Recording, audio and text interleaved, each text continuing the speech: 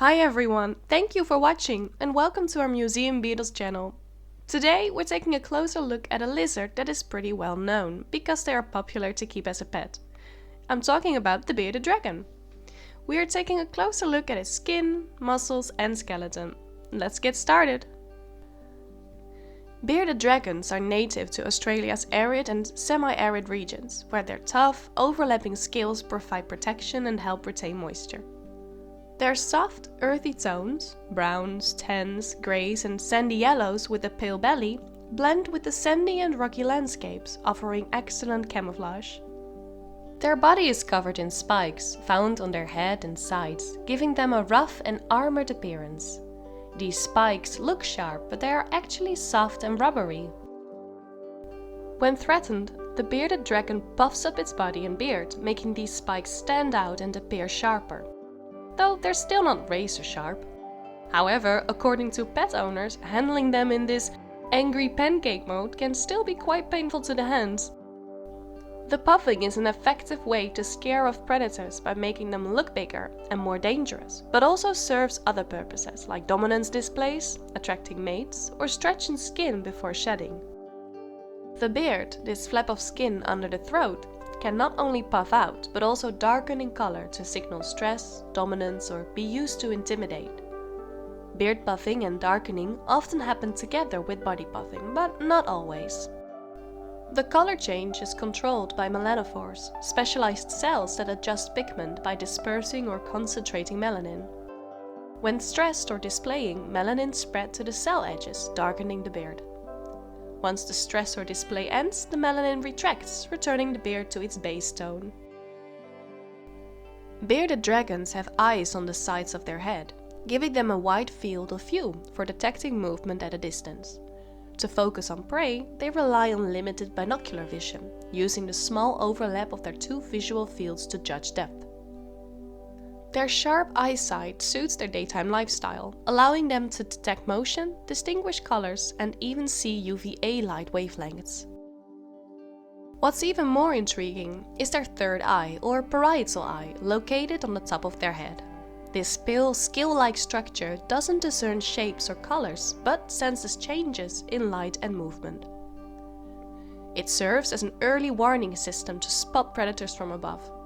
The parietal eye may also play a secondary role in regulating circadian rhythms, helping align their internal clock with the day-night cycle. Here you can see the ears of the bearded dragon. They look a bit rugged, but they are surprisingly sensitive for reptiles. They don't hear as well as mammals, but their hearing is sensitive enough to detect both low-frequency ground vibrations and higher-pitched environmental sounds. Perfect for their needs in the wild. This is the cloaca, the all-purpose opening that reptiles use for excretion, reproduction and egg-laying.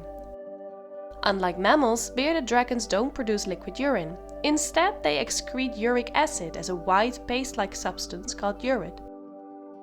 This adaptation helps conserve water, which is important for survival in their arid environment. The liquid that sometimes accompanies their feces and urate is not urine, but excess water that their body expels. This is more commonly observed in pet bearded dragons because of their access to consistent hydration. Time to start skinning! Unfortunately, after finishing up and checking the footage, we realized we used the wrong camera lens. That's why it looks a bit blurry. So sorry about that. Let me tell you a fun fact anyway. Bearded dragons have fascinating body language, with head bobbing and arm waving being two of their most iconic behaviors.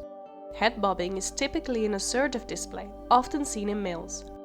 Quick, jerky bobs signal dominance, whether to challenge a rival or attract a mate, while slower bobs can show acknowledgement or even submission. Arm waving, on the other hand, is a gentle, submissive gesture, often used by females or younger dragons.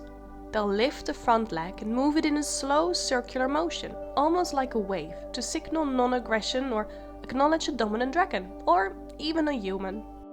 Even in captivity, bearded dragons continue to bob and wave, showing off their natural instincts in the most endearing way.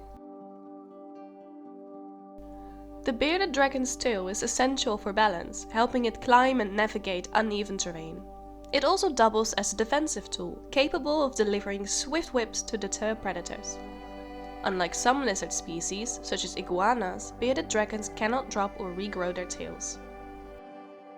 Their claws are remarkably versatile, perfectly designed for digging burrows to escape heat or predators and climbing rocks to bask in the sun. With long, slender toes and sharp claws, bearded dragons are efficient diggers and skilled climbers.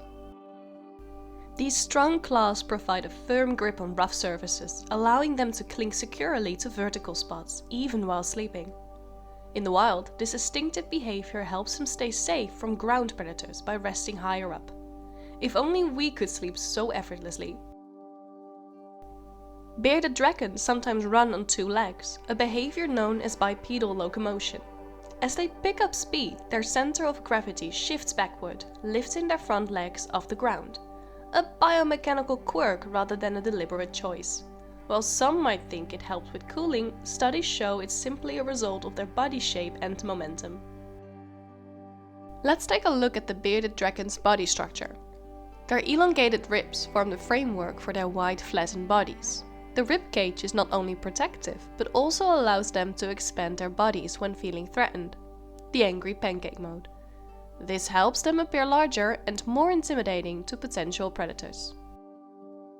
Beardies don't have diaphragms and rely on ribcage movement for respiration.